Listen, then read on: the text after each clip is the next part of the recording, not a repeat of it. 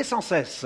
J'aimerais lire un passage qui se trouve dans les Actes des Apôtres, au chapitre 27, à partir du verset 22 jusqu'au verset 24. Il est question de l'apôtre Paul qui prend l'initiative des opérations alors qu'il est à bord d'un navire pris dans une violente tempête.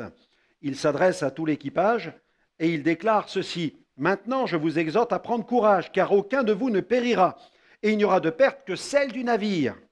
Un ange du Dieu à qui j'appartiens et que je sers m'est apparu cette nuit. Et il m'a dit, Paul, ne crains point, il faut que tu comparaisses devant César, et voici, Dieu t'a donné tous ceux qui naviguent avec toi.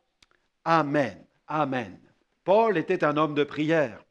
C'est pourquoi il eut accès aux ressources surnaturelles de Dieu, il eut accès à la révélation divine et fut capable d'encourager l'équipage d'un navire en difficulté. Le Dieu qui vous a créé veut faire route avec vous. Il voudrait pouvoir vous assister dans toutes les saisons de votre vie, mais il ne veut pas s'imposer à vous.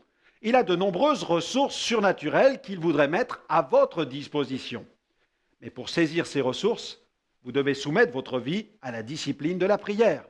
Car la prière est la clé qui ouvre le ciel. La Bible nous exhorte à placer toute notre confiance en Dieu. Christ, lui, désire déverser ses provisions divines sur notre vie. Alors, cessons de nous battre tout seuls dans les difficultés. Faisons appel à Jésus. Ne négligeons pas la prière. Elle est notre lien avec le ciel. Elle est une preuve d'humilité et de renoncement à cet esprit que j'appelle l'esprit présomptueux.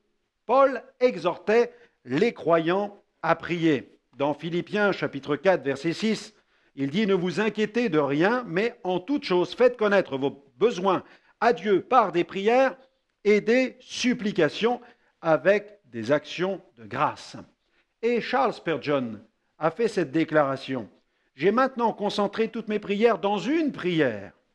Et cette prière est que je puisse mourir à moi-même et vivre pleinement en lui. » Alors, priez sans cesse, ne vous découragez pas, ne craignez pas, faites confiance à celui qui peut tout.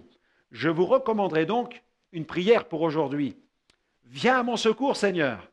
Aide-moi à tourner mon esprit régulièrement vers toi et qu'une prière puisse s'élever de mon cœur.